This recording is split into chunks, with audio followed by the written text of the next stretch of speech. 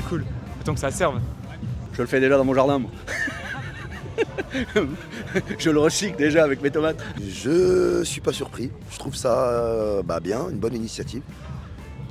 Apparemment, l'urine, on fait pas mal de choses avec. Dans le monde dans lequel on vit, le gaspillage, il y en a marre. J'achèterai pas les carottes extraits de mon urine, mais c'est beau. On va uriner sans se poser la question où est-ce que va finir la pisse. Là pour le coup c'est une très belle nouvelle, donc c'est super.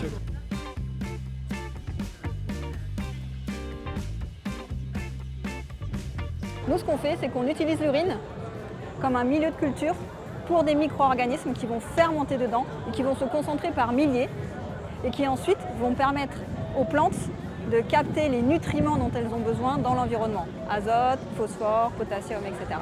On est les seuls au monde aujourd'hui à faire fermenter l'urine humaine et à le transformer en biofertilisant agricole.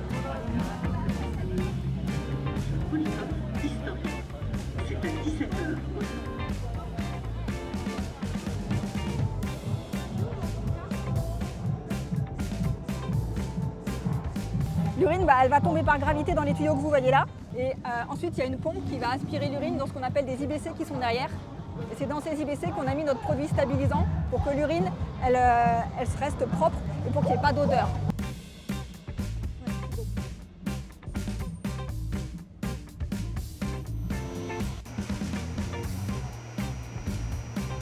Donc ça, tout ça, ça vient de la fête de l'humanité.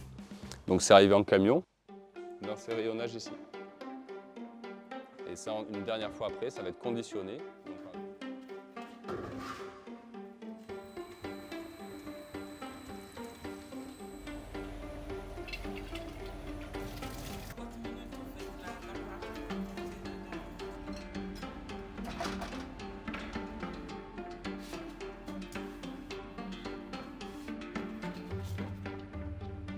Ça, c'est de l'urine classique. Et là, ça va être du produit transformé. Et donc, ce qui fait que c'est opaque, c'est parce qu'à l'intérieur, maintenant, il y a des micro-organismes qui ont poussé, des bactéries vivantes qui vont avoir un effet dans le champ.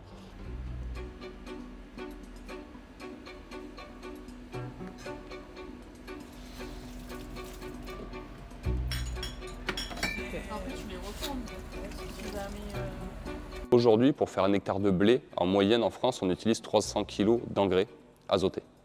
Si on veut remplacer ça par de l'urine brute, c'est-à-dire sans aucune transformation, c'est possible, ça a été démontré, mais il faudrait mettre 30 000 litres par hectare, ce qui est énorme. Avec la transformation, avec le process Topi, ce qu'on fait, c'est qu'on dit à l'agriculteur, écoute, tu vas réduire de la moitié tes engrais minéraux, enfin de 30 à 50% tes engrais minéraux, tu rajoutes 25 litres de notre produit et tu as le même rendement.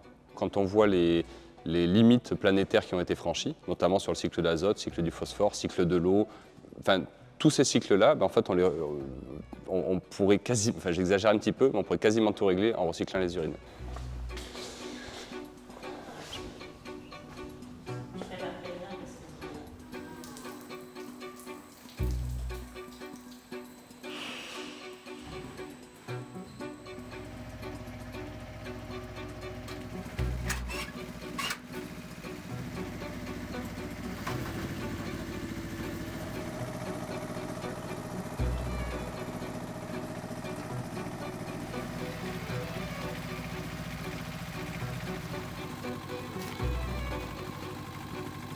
Il faut avoir du recul là-dessus, donc je peux pas dire exactement, on n'en a jamais utilisé. Donc, je suppose que ça s'était jamais fait encore jusqu'à présent, donc bon, après pourquoi pas essayer.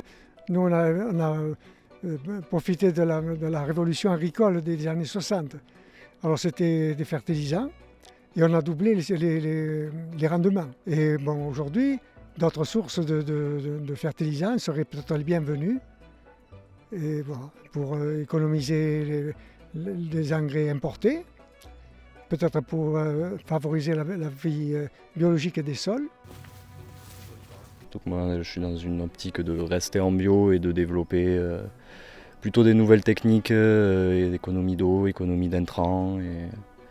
Donc ça peut être une idée pour fertiliser les sols en fonction des éléments que ça apportera, bien sûr.